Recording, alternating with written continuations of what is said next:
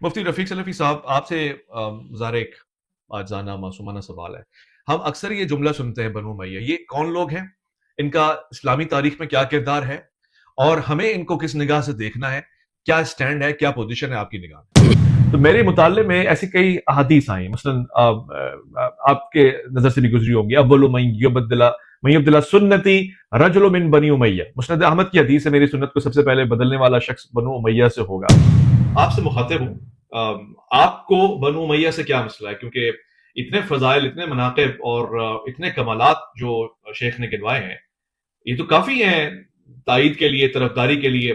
آپ نے تو بنو امیہ کی کبھی اس طرح طرفداری نہیں کی، بنو امیہ کی کبھی حوصلہ افزائی نہیں کی، آپ تو بنو امیہ سے متاثر نظر نہیں آتے.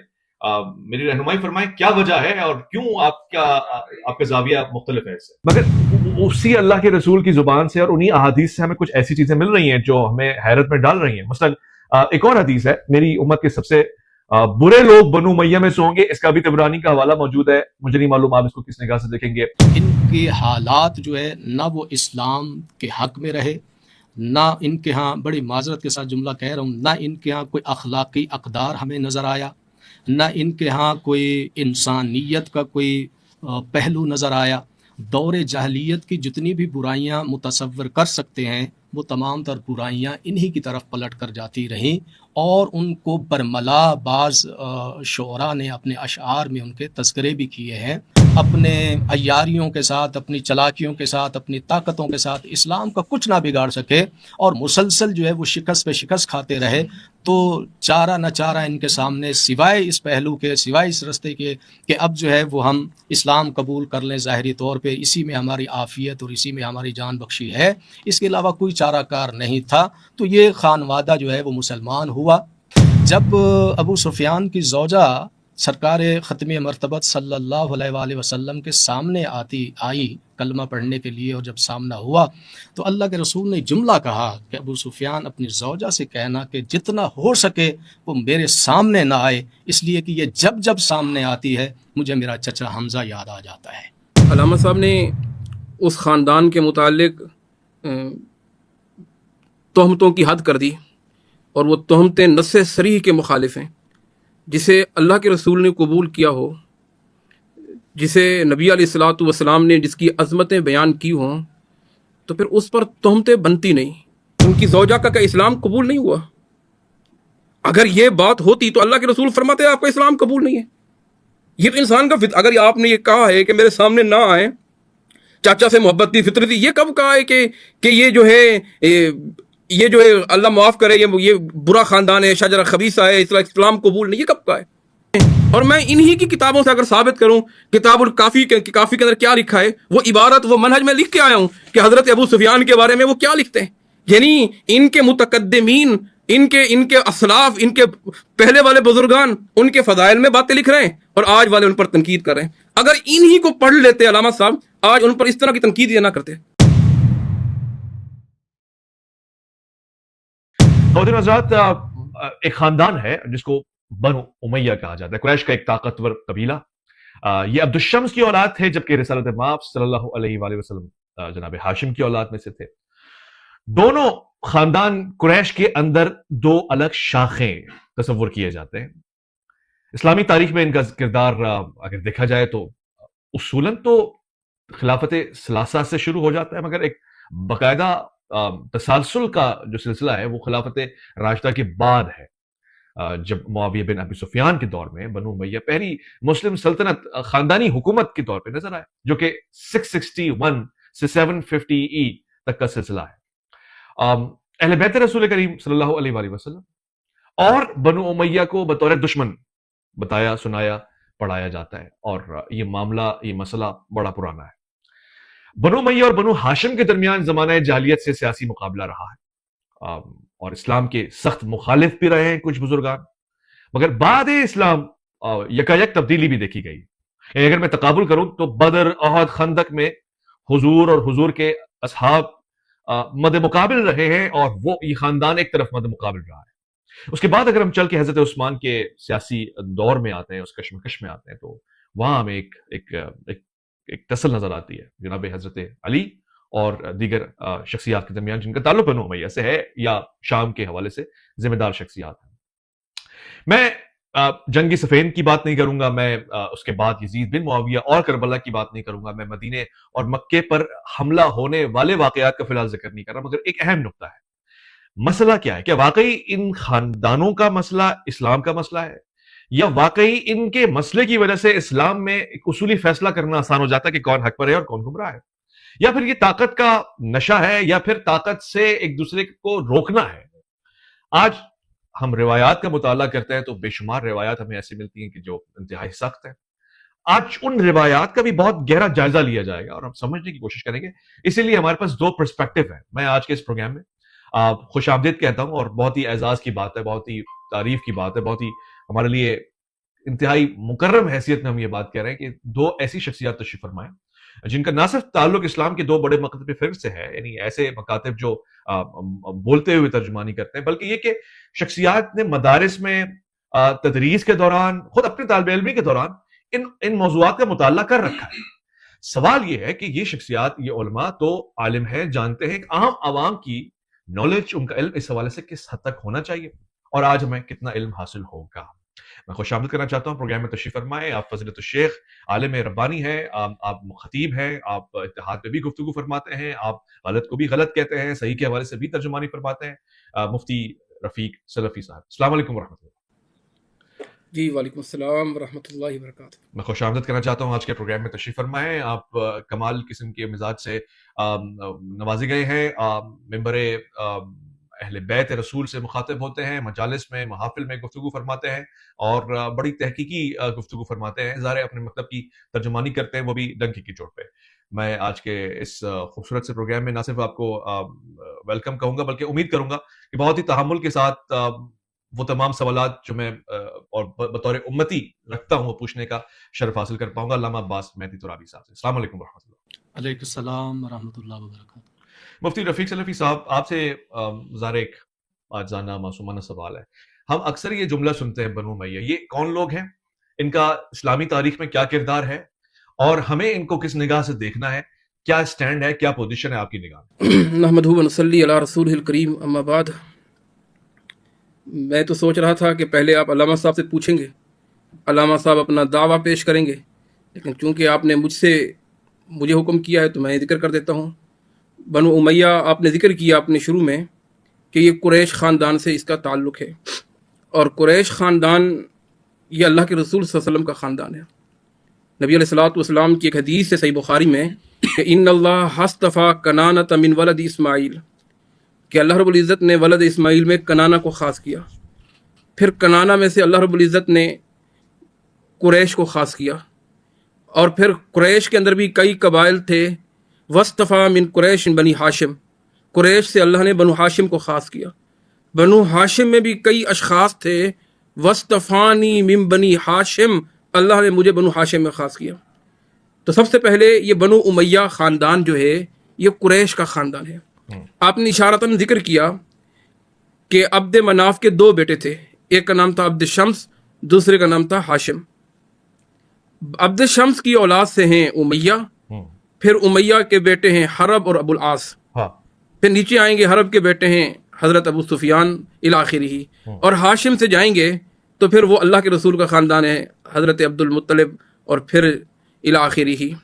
تو یہ اس کا مطلب یہ ہے کہ یہ امیہ خاندان یہ قریش خاندان ہے، اور قریش خاندان کے بارے میں اللہ کے رسول نے فرمایا یہ منتخب خاندان ہے، یہ مجتبی خاندان ہے، اور یہ دیگر خاندانوں سے بہت اعلیٰ اور عرفہ خاندان ہے کہ ولد اسماعیل میں اللہ نے قریش کو خاص کیا، اور یہ خاندان قریشی ہے۔ اسی طریقے پر پھر اس خاندان میں بڑے بڑے سابقون الاولون لوگ آئے، جس کے بارے میں قرآن کریم کی آیت بھی ہے، سابقون الاولون من المہاجرین والانصار والذین اتبعوہم بإحسان رضی اللہ عنہم ورضوا عنہ۔ اب سابقون الاولون میں کون کون ہیں؟ کئی اشخاص ہیں۔ حضرت عثمان ابن عفان رضی اللہ تعالیٰ عنہ کس کی شخصیت ہے؟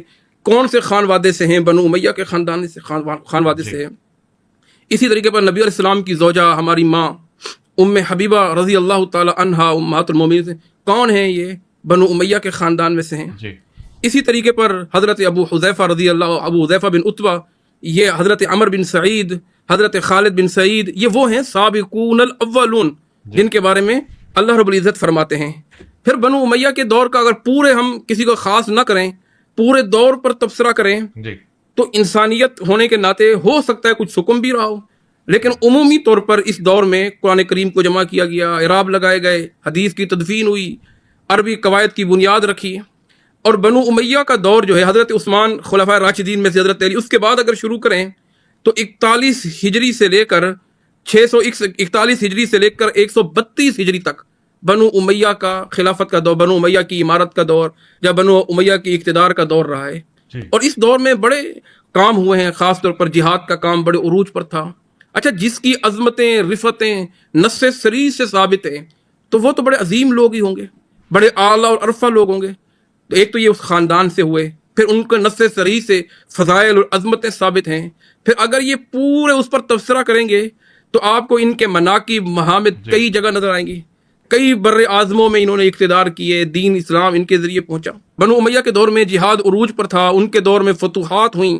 اسی طرح ان کی خصوصیات میں اسلامی ریاست اندلس اسپین تک پہنچی، وسط ایشیا ماوراء النہر تک پہنچی۔ بنو امیہ کے دور میں آپ دیکھیں گے دیوان خراج آیا، دیوان فوج کا نظام پورا کا پورا آیا، سرکاری ریکارڈ مرتب ہوا، اور پھر اس طرح بحری بیڑا اسلامی قائم ہوا، ترقی اور تعمیرات کی منازل طے ہوئیں، قوانین اور نظم اور ضبط بنے۔ یہ دور کس کا تھا؟ بنو امیہ کا دور تھا۔ اور میں نے جس ذکر کیا اس دور میں جہاد عروج پر تھا۔ اگر فتوحات دیکھیں، حضرت عثمان غنی رضی اللہ تعالیٰ عنہ کے دور کی فتوحات دیکھیں، کس کے خانوادے ہیں؟ بنو امیہ کے خانوادے ہیں، کہ ایسی فتوحات کبھی نہیں ہوئیں۔ حضرت عمر کے دور میں 22 لاکھ مربع میل، اور حضرت عثمان ابن عفان رضی اللہ تعالیٰ عنہ کا دور آتا ہے تو 44 لاکھ مربع میل تک اسلامی حکومت قائم ہوتی ہے۔ اسی طرح حضرت امیر معاویہ رضی اللہ تعالیٰ عنہ، یہ بھی اس قبیلے سے ہیں جسے بنو امیہ کے نام سے تعبیر کر رہے ہیں، کہ 40 سال تک جنہوں نے صلیبیوں کی ناک میں دم کیے رکھا۔ حضرت عثمان ابن عفان کے دور میں ایک جگہ کی گورنری تھی، اس کے بعد جب یہ ان کو اقتدار آیا تو انہوں نے پھر 20 سال وہ کتنی فتوحات ہوئیں، 64 لاکھ مربع میل تک اسلامی نظام قائم ہوا۔ پھر ان کے بھائی ہیں یزید بن معاویہ، تو ان لبنان کے فاتح ہیں، اسی طرح شامی لشکر کے سردار ہیں۔ اسی طریقے پر خالد بن یزید اموی، علم کیمیا کی بنیاد رکھی۔ کون ہے یہ خانوادے؟ یہ خانوادہ جو ہے بنو امیہ کے خانوادے ہیں۔ حضرت عقبہ بن نافع فاتح افریقہ، یہ کون ہے؟ عبد المالک بن مروان، جس کے فضائل اپنے تو اپنے غیر بھی بیان کرتے ہیں۔ حضرت عمر بن عبد العزیز، جسے خلیفہ راشد تک کہا جاتا ہے، مجھ سے زیادہ علامہ صاحب ان کی تعریفیں اور توثیق کریں گے، ان کے بارے میں کیا کہنا۔ اسی طریقے پر دیگر کئی لوگ آئے جن کے دور میں فتوحات بھی ہوئیں، بڑے بڑے شہر فتح ہوئے، بڑے بڑے علاقے فتح ہوئے۔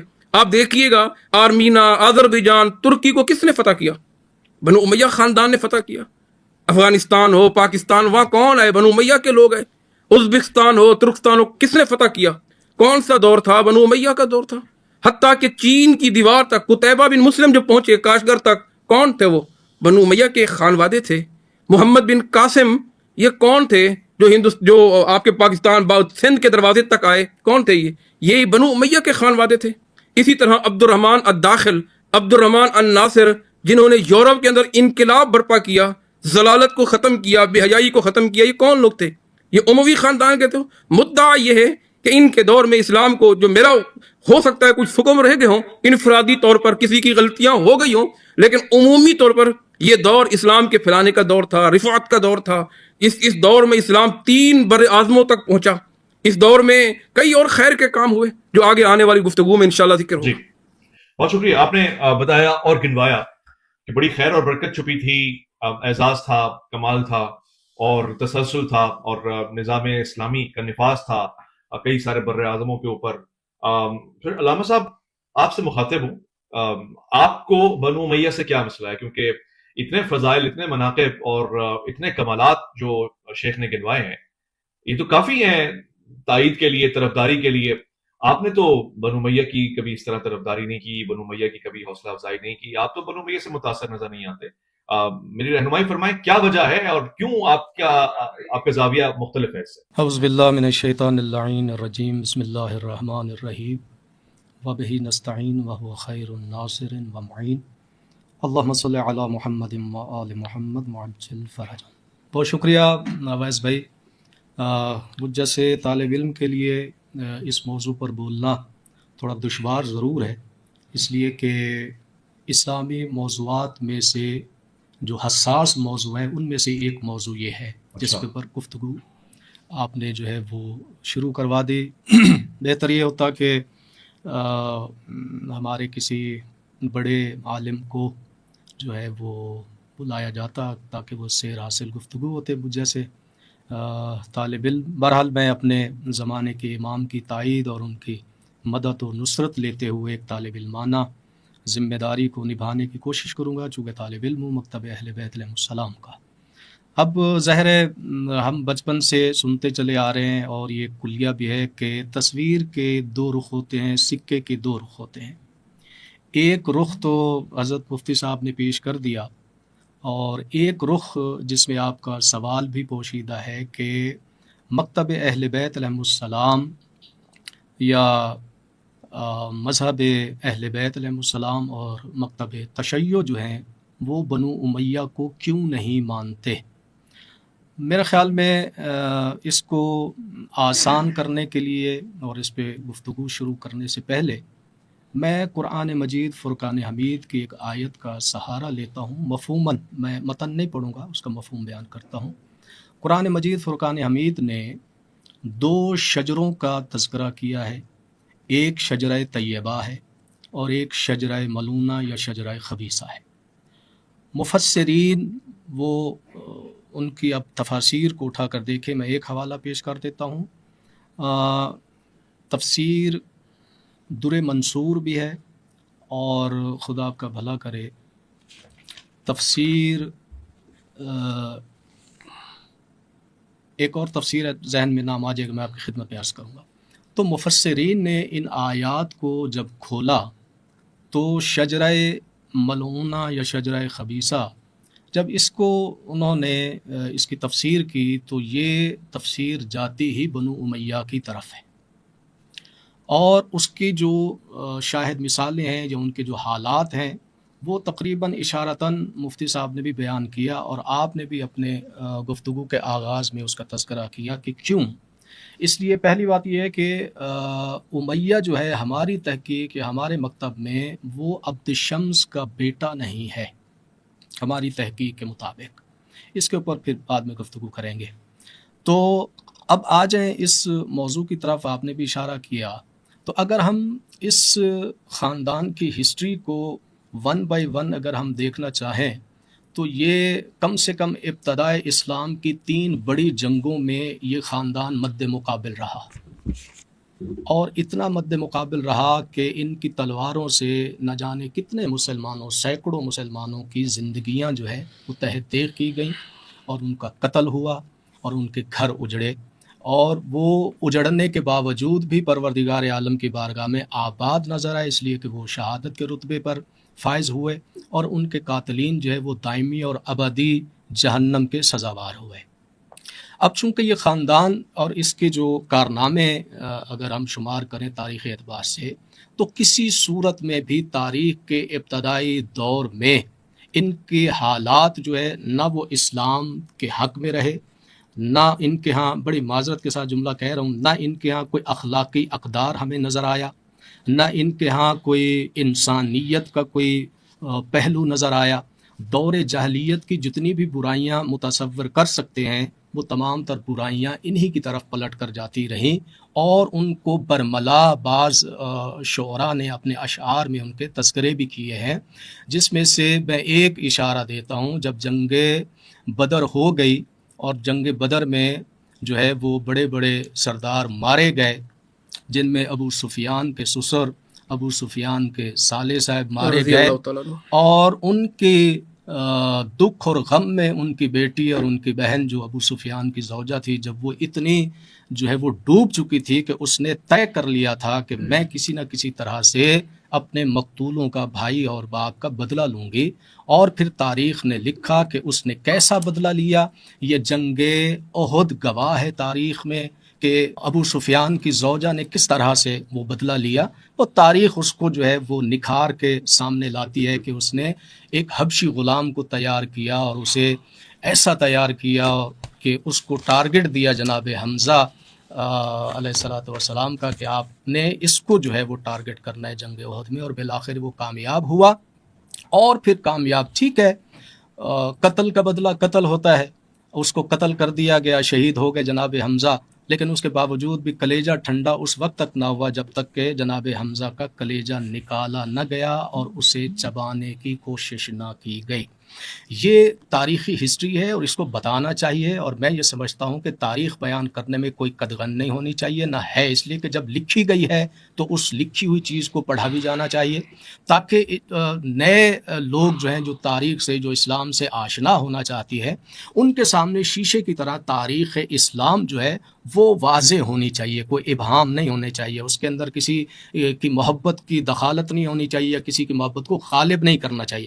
محبت خود بتائے گی کہ میں کیا ہوں اور میں کس طرف. صحیح. یہ سلسلہ چلتے چلتے جب بات آتی ہے اس خاندان کے اسلام میں داخل ہونے کی، تو وہ بھی تاریخ نے بڑے واضح انداز میں لکھا ہے کہ جب مکہ فتح ہوا تو فتح مکہ کے اوپر اس خاندان نے بامر مجبوری، جملہ ہے اور یہ تاریخی جملہ ہے، میں کوئی مکتبی طالب علم ہونے کی حیثیت میں یا کوئی مکتبی محاذہ آرائی پہ جملہ نہیں کہہ رہا، بلکہ یہ تاریخی جملہ ہے کہ جب اسلام کی فتح دیکھی اور مکہ فتح ہو گیا، اور مسلسل جو ہے یہ خانوادہ اپنے عیاریوں کے ساتھ، اپنی چلاکیوں کے ساتھ، اپنی طاقتوں کے ساتھ اسلام کا کچھ نہ بگاڑ سکے، اور مسلسل جو ہے وہ شکست پہ شکست کھاتے رہے، تو چارہ نہ چارہ ان کے سامنے سوائے اس پہلو کے، سوائے اس رستے کے کہ اب جو ہے وہ ہم اسلام قبول کر لیں ظاہری طور پہ، اسی میں ہماری عافیت اور اسی میں ہماری جان بخشی ہے، اس کے علاوہ کوئی چارہ کار نہیں تھا.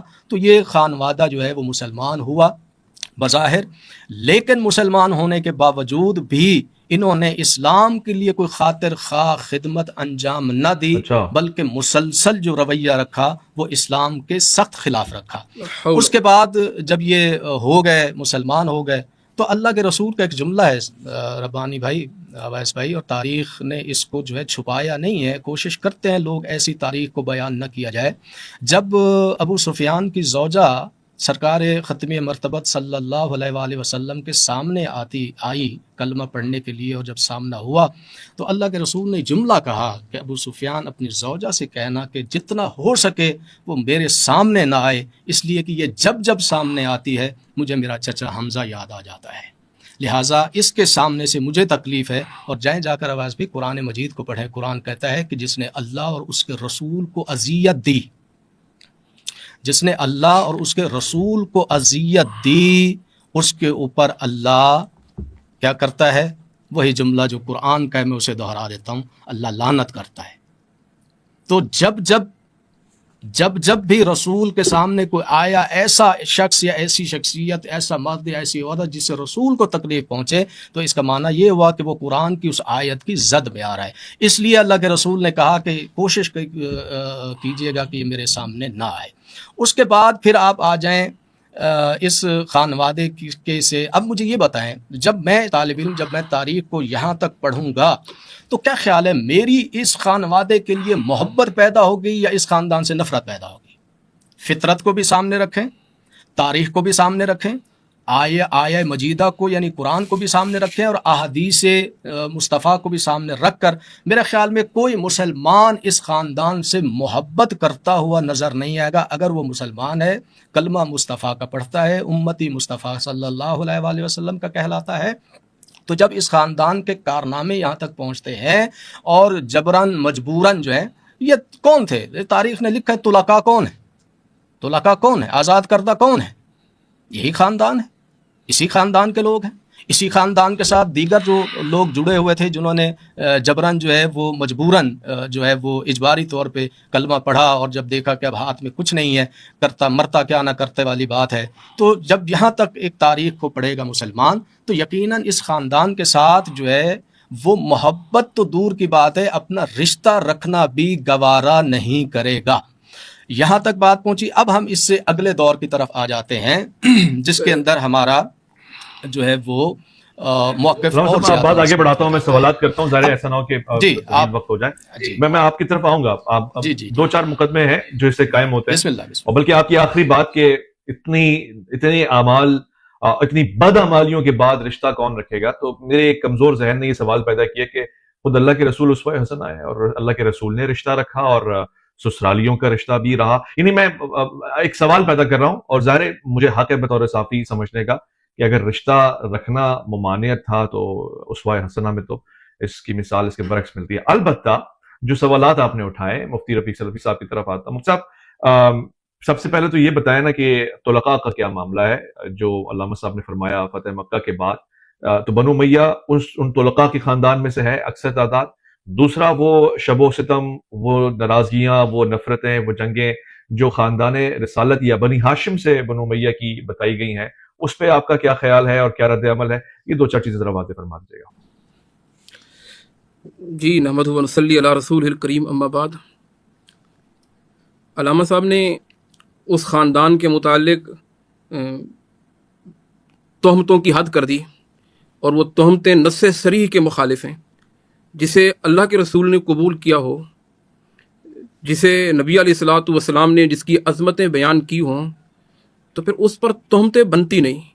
شجرہ خبیثہ کا ذکر کیا علامہ صاحب نے، اور شجرہ خبیثہ سے انہوں نے در منصور کا حوالہ دیتے ہوئے کہا بنو امیہ خاندان مراد ہے. آپ تفاسیر کو پڑھیے گا، اللہ کے جو انہوں نے ذکر کیا اس کا حوالہ بھی میں دیکھ رہا تھا، مجھے نہیں ملا. کچھ شیعہ حضرات کی تفاسیریں انہوں نے لکھا ہے، لیکن یہاں سے کسی نے بھی یہ نہیں لکھا کہ شجرہ خبیثہ سے مراد نعوذ باللہ نبی کا کوئی صحابی ہو سکتا ہے. شجرہ خبیثہ سے مراد وہ ہو سکتے ہیں کہ جن کے بارے میں اللہ کے رسول نے فرمایا جو ان کے گھر میں داخل ہوگا اس کو امان ملے گی، نعوذ باللہ. جس کو نبی علیہ الصلوۃ والسلام نے کہا کہ اس سے میرا تعلق بھائیوں جیسا تعلق ہے، وہ شجرہ خبیثہ وہ کیسے ہو سکتا ہے؟ آپ شجرہ خبیثہ سے مراد کفر نہیں لے رہے جو تمام مفسرین نے لیا، امام بخاری نے لیا، دیگر نے لیا، کتاب و تفسیر پڑھیے گا. آپ شجرہ خبیثہ سے مراد گندا اور باطل عقیدہ نہیں لے رہے. آپ شجرہ خبیثہ سے مراد شرک نہیں لے رہے. آپ شجرہ خبیثہ سے مراد نبی کے تصور کو لے رہے. آپ شجرہ خبیثہ سے مراد اس کو لے رہے ہیں کہ جس کے اسلام کو جناب محمد رسول اللہ صلی اللہ علیہ وسلم نے قبول کیا، اور نہ صرف قبول کیا بلکہ آپ صلی اللہ علیہ وسلم نے فرمایا فتح مکہ کے موقع پر جو حضرت ابو سفیان کے گھر میں داخل ہو جائے اس کو بھی امان ہے. پھر انہوں نے ایک جملہ ذکر کیا اور بڑی زیادتی کے ساتھ جملہ ذکر کیا، بامر مجبوری. کیا مجبوری تھی؟ بامر مجبوری. کیا ڈر تھا؟ اور قرآن اللہ کے نبی کا فرمان ہے، صحیح بخاری کے اندر حدیث ہے کہ ان الاسلام یہدم ما کان قبلہ، اسلام پہلے سارے گناہوں کو مٹا دیتا ہے. جو انسان جہالت میں کرتا ہے یا معصیت میں کرتا ہے یا کفر میں کرتا ہے یا مسلمان نہیں ہوتا، اس سے پہلے جو گناہ کرتا ہے مسلمان ہونے کے بعد اللہ اس کے سارے گناہ معاف کر دیتے ہیں. کا تین قسم کے لوگ ایسے، تین اعمال ایسے ہیں، ایک مسلمان ہوا، دوسرا انسان نے حج کیا، اور تیسرا ہجرت کی. ایک بندہ مسلمان ہو گیا اور اس کے اسلام کو اللہ کے رسول نے قبول کیا. آپ کون ہیں اس کے اسلام پر شک کرنے والے؟ آپ کو یہ حق کس نے دیا؟ منافقین والی آیتیں، اذیتوں والی آیتیں آپ ان پر فٹ کریں. کسی ایک مفسرین نے سوائے ان کے مصادر کے، ہو سکتا ہے کسی ایک مفسرین نے ان پر فٹ کی ہو تو مجھے بتائیں آپ. یعنی آپ جس کے فضائل اچھا انہوں نے ذکر کیا، ان کی زوجہ کے حوالے سے، حضرت امیر حمزہ سید الشہداء کے حوالے سے ذکر کیا، ان کی زوجہ کا اسلام قبول نہیں ہوا. اگر یہ بات ہوتی تو اللہ کے رسول فرماتے آپ کا اسلام قبول نہیں ہے. یہ تو انسان کا اگر آپ نے یہ کہا ہے کہ میرے سامنے نہ آئے، چاچا سے محبت تھی، فطرت تھی، یہ کب کہا ہے کہ یہ جو ہے اللہ معاف کرے یہ برا خاندان ہے، شجرہ خبیثہ ہے، اسلام قبول نہیں؟ یہ کب کہا ہے؟ یعنی آپ سوچیں تو صحیح، کتنی بڑی آپ تہمت لگا رہے ہیں ان لوگوں کے بارے میں جن کی عظمتیں، رفتیں اللہ نے خود بیان کی. انہوں نے کہا اللہ اور رسول کے تکلیف دینے والوں پر اللہ لعنت کرتا ہے. جن کے اسلام کو قبول کیا جا رہا ہے، کیا وہ اللہ اور اس کے رسول کو تکلیف دیتے ہیں؟ مجھے بتائیے، وہ اللہ اور رسول کو کیسے تکلیف دے سکتے ہیں؟ کیسے وہ اللہ اور رسول کی تکلیف کا ذکر کیسے وہ کر سکتے ہیں؟ اور پھر انہوں نے الزامات کی بات کرتے ہوئے کئی چیزیں ذکر کی ہیں.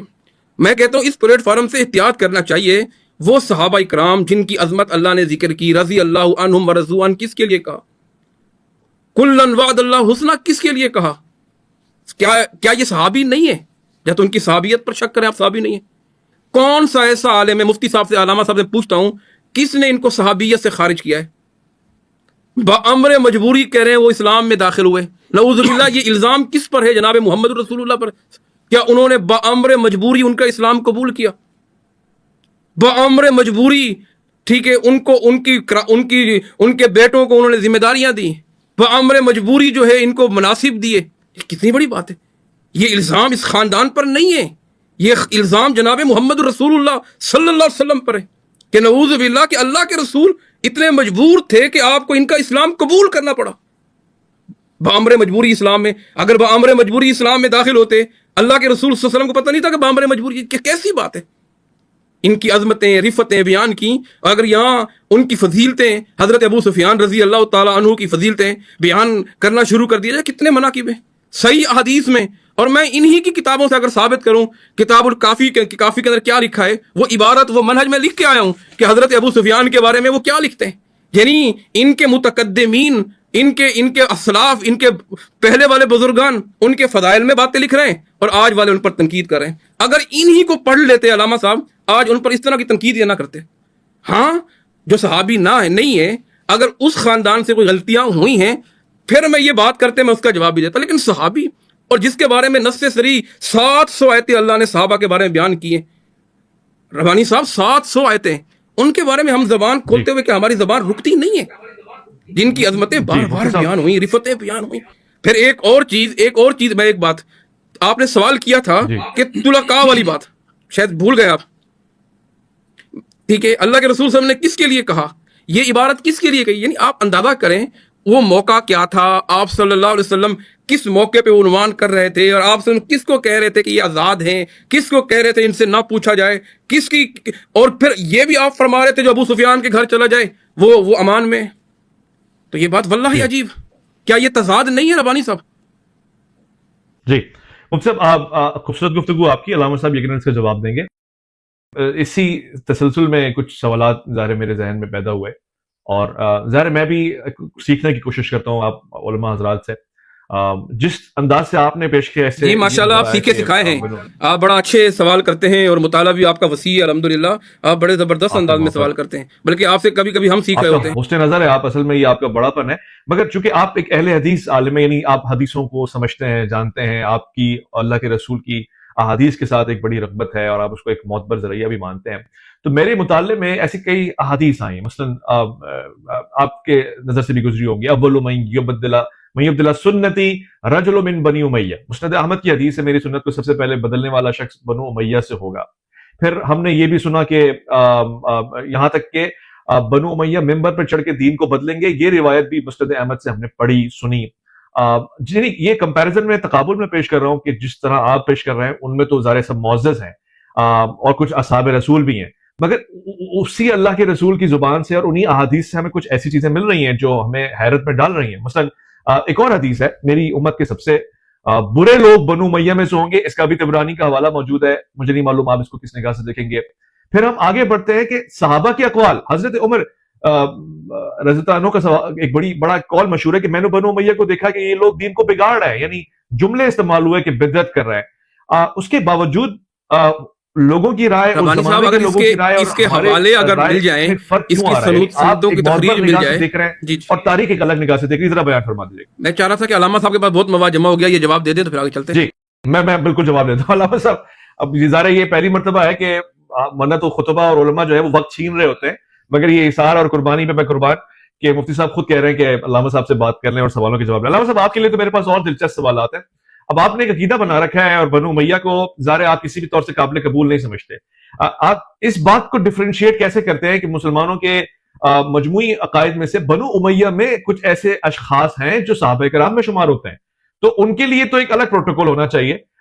پھر کچھ ایسے اشخاص ہیں مثلا یزید یا یزید کے آنے والے بعد کے لوگ، یا پھر ایون مروان کے لیے آپ کہہ سکتے ہیں کہ جی ایک الگ کارنر ہے، اس کو ہم کسی بھی طور سے ایکسیپٹ نہیں کرتے، نہ ہم صحابی ایکسیپٹ کرتے ہیں. تو کیا آپ اس میں ڈفرینشیٹ کرنے میں کامیاب ہوئے ہیں اب تک، یا پھر کلن بنو امیہ اول سے آخر تک آپ کا ایک ہی موقع پر؟